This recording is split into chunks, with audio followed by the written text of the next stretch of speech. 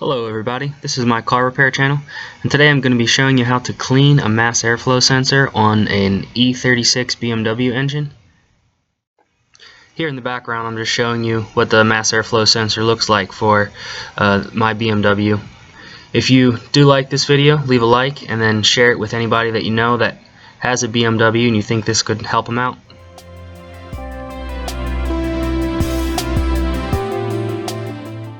If you guys find this interesting, go ahead and check out my Toyota 4Runner and my Chevy Lumina mass airflow sensor cleans. I have videos in the description for that. So the first part that you have to do for the mass airflow sensor is basically just to disassemble it. And first things first is disconnect the electrical part to it. Now this mass airflow sensor, it looks like it can actually come out from the housing right there with those screws, those star head screws, but I found, you'll see later on in the video if you keep watching, that it's actually, I took all 5 of those screws out and it was impossible to actually take the mass airflow sensor out itself. So as you watch the video it'll start to make more sense. So you have to take out the whole entire housing from the filter air box all the way up to the hose to the throttle body. As you can see in the background, the first thing to take off is the electrical unit, and then these 2 clips right here. They're real simple, just get a screwdriver and pop them right off, and then the hose clamp there in the background is basically the last thing that you have to take off. You see how it's attached. You don't have to take it out off completely of the air filter box, so just pop them off and you're good to go. It might take a little while to wrestle this out. It was a little difficult. You have to make sure obviously you don't want to break anything, but make sure you move the air filter box back far enough, and that hose connecting to the throttle body is pretty flexible.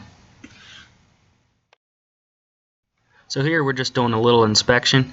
As with my other videos with my Toyota 4Runner and my Chevy Lumina, before the mass airflow sensor there's like a metal grid, either a six-sided holes or 4-sided. Here it's a diamond holes. I think on my Chevy it was a hexagonal holes. That's basically just to distribute the air across the mass airflow sensor to give it an exact reading. Now here I'm going to show you that when I take all 5 screws out, that it's actually, I don't know if mine's stuck permanently or just through time. The car does have 237,000 miles, so either it just basically molded itself on there or welded itself on there, and it's just impossible to get off. So I just sprayed the cleaner directly through those diamond shaped holes there, and on the back end too. And again, we're going to be using the CRC mass airflow sensor cleaner, just like we did for my Toyota and Chevy. And this is just going to take a matter of a couple minutes. You don't have to be too particular. You could just, if you wanted, just a couple spurts if you do this every 5 to 10,000 miles or so.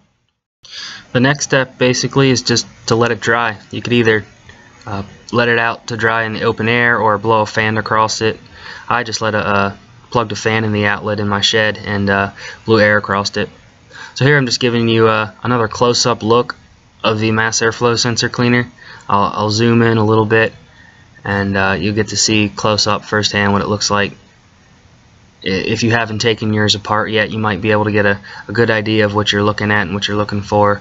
Basically, the mass airflow sensor cleaner, if I hadn't said it already, is it measures the amount of air flowing across those 2 little metal pieces sticking out on the left side, and it sends some voltage signal back to the sensor.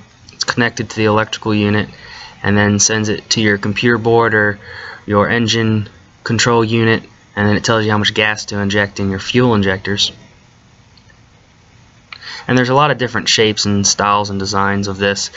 I have 3 cars in my Toyota and Chevy. They both have different mass airflow sensors than this one, so I had the privilege of being able to see 3 different kinds. And basically the last step is just to put everything back together. This will take probably quicker it'll probably take you quicker than it actually did to take it all apart, since now you know how to put it all back together. Just make sure everything's good and tight, and start her up. You'll probably be able to tell a difference. If it was actually dirty, you could tell a difference once you start driving long distances and you see that you might be getting a little better gas mileage. Just want to thank you guys again for watching. Go ahead and leave a like. Let's see if we can hit 50 likes for this video, and share it if you think anybody could learn anything from this video, especially if they have a BMW. Thanks again.